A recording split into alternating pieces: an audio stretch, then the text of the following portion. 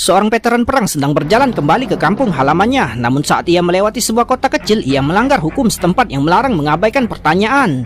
Dua petugas berseragam menghentikannya dan meminta identitasnya. Saat seorang petugas menggeledah tasnya, ia tampak menyadari sesuatu yang tersembunyi di jaket kulitnya. Pria itu tiba-tiba mengangkat jaketnya, memperlihatkan sebuah pisau. Kedua petugas itu pun panik. Pria itu mengatakan ia memiliki izin kepemilikan pisau, tapi kedua petugas itu tetap menuntutnya untuk menyerahkan pisau tersebut. Tanpa banyak penjelasan, mereka memborgol pria itu.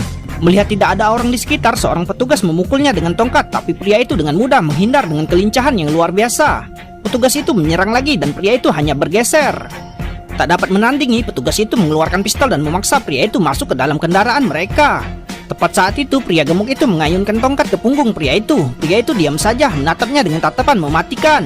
Kedua pria ini tanpa menyadari konsekuensi berdarah yang akan mereka hadapi atas tindakan mereka, membawa barang-barang milik pria itu ke kantor polisi. Ini lebih seperti tempat persembunyian bandit daripada kantor polisi yang sengaja mengganggu ketertiban umum untuk mengumpulkan uang keamanan lalu menyuap penjahat untuk melakukan aksinya.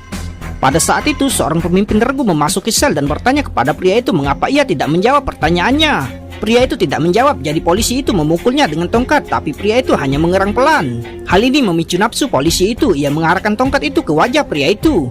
Pria itu tidak terpengaruh. Tongkat itu menghujani pria itu tanpa henti. Polisi itu kemudian mengeluarkan pistol strum. Pria itu tak tahan lagi. Ia menyerang polisi itu lalu menendang tongkat itu dengan kuat. Tepat saat polisi itu hendak mengamuk, ia dihentikan oleh rekan yang datang. Mereka dipanggil ke kantor wakil kepala polisi. Melihat kukri yang tajam, wakil kepala polisi yang tak tahu apa-apa bertanya mengapa ia membawa pisau seperti itu ke kota kecil mereka. Saat itu juga sang kepala polisi dengan perut buncitnya masuk ke kantor. Di seluruh kantor polisi hanya kepala polisi yang berotak.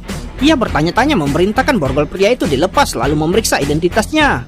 Pria itu adalah seorang mayor di pasukan khusus. Mendengar nama itu, para sersan muda gemetar. Menyesali tindakannya sebelumnya, sang kepala polisi segera memerintahkan anak buahnya untuk mengembalikan semua barang tersebut. Tindakan menjengkelkan ini hampir menyebabkan kehancuran total kantor polisi. Pria itu keluar dari kantornya dan disambut oleh seorang wanita muda yang cantik. Ia seolah-olah pernah melihatnya di suatu tempat sebelumnya. Tak lama setelah melangkah keluar pintu, pria itu tiba-tiba teringat ia meninggalkan pemutar MP3-nya. Ia tidak boleh kehilangan harta karun ini. Itu